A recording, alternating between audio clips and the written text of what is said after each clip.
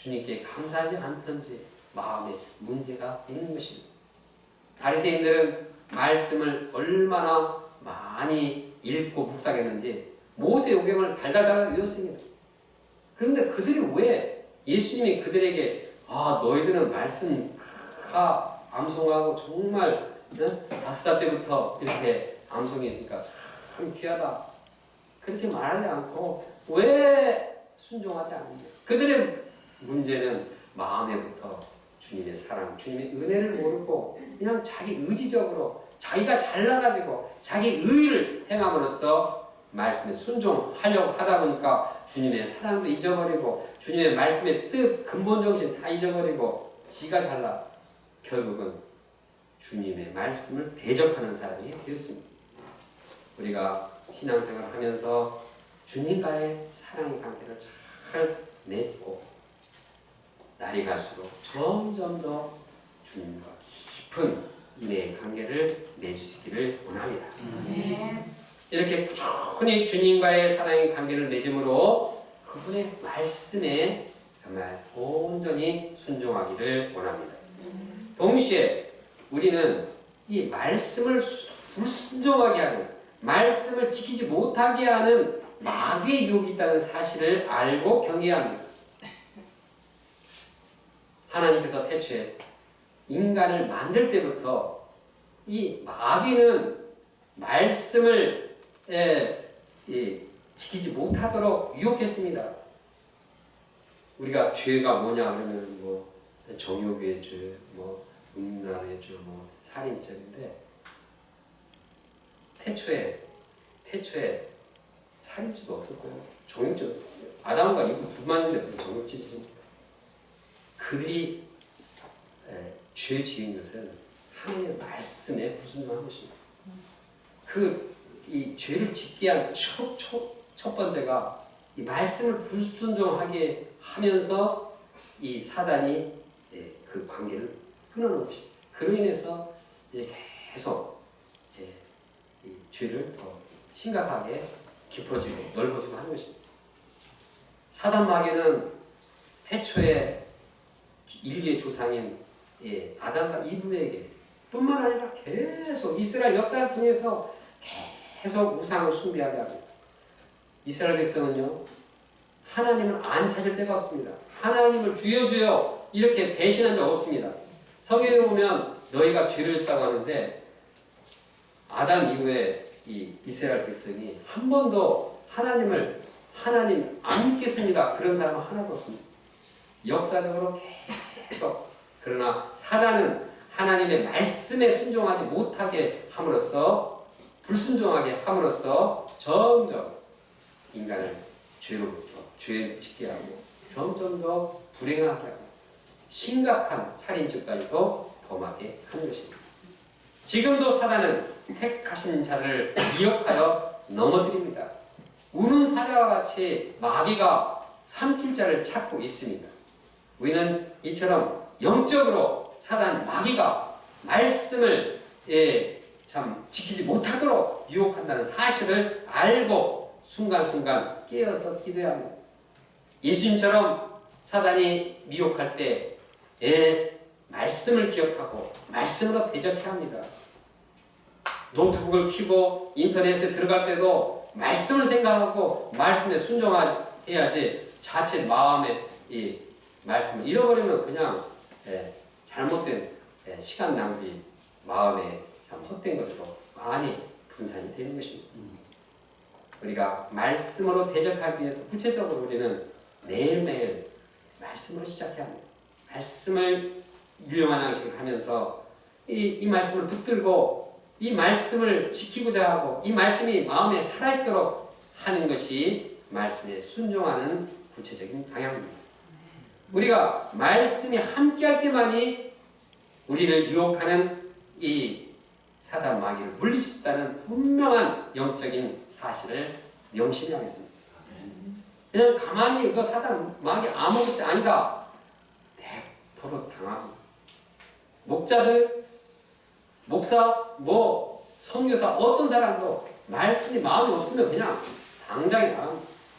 그래서 얼마나 정말 유명하고 또 성실하게 그렇게 잘한 그 목회자들도 한순간에 말씀을 빼앗기면 그냥 날아가고, 우리가 정말 충분히 아침부터 말씀을 묵상하고 말씀으로 사단 마귀를 대적해야 하겠습니다. 그때 우리는 말씀에 순종할 수가 있습니다. 또 우리는 내면에 있는 죄악된 본성을 죽여야 합니다.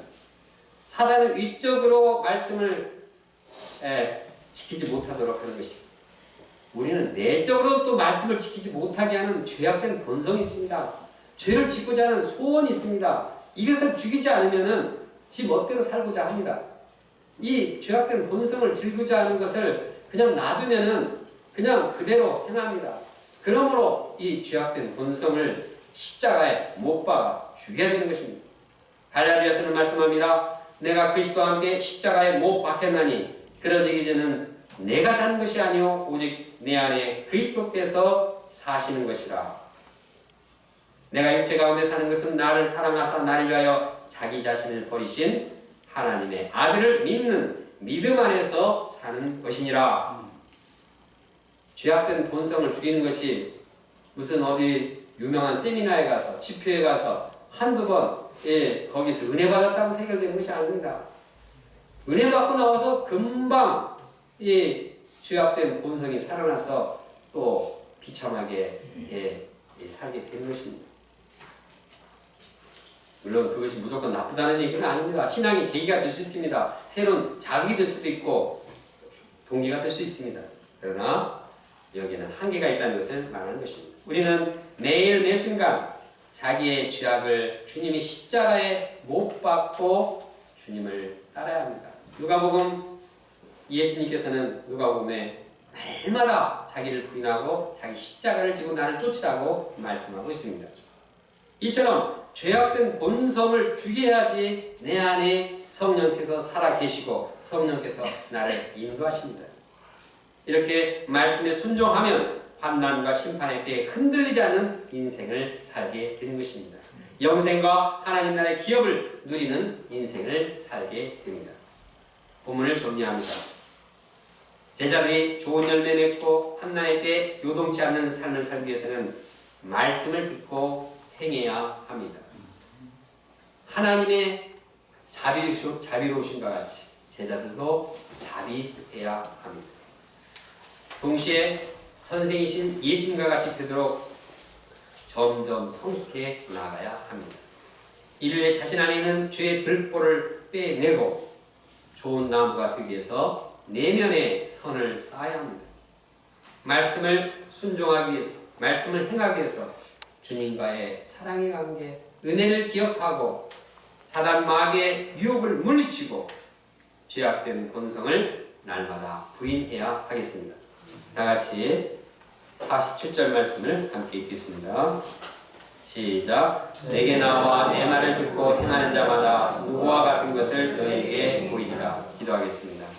감사하신 하나님 아버지, 오늘 저희들이 참 예수님의 제자로서 또 사도로서 어떠한 삶을 살아야 되는가 귀한 방향 주셔서 감사합니다.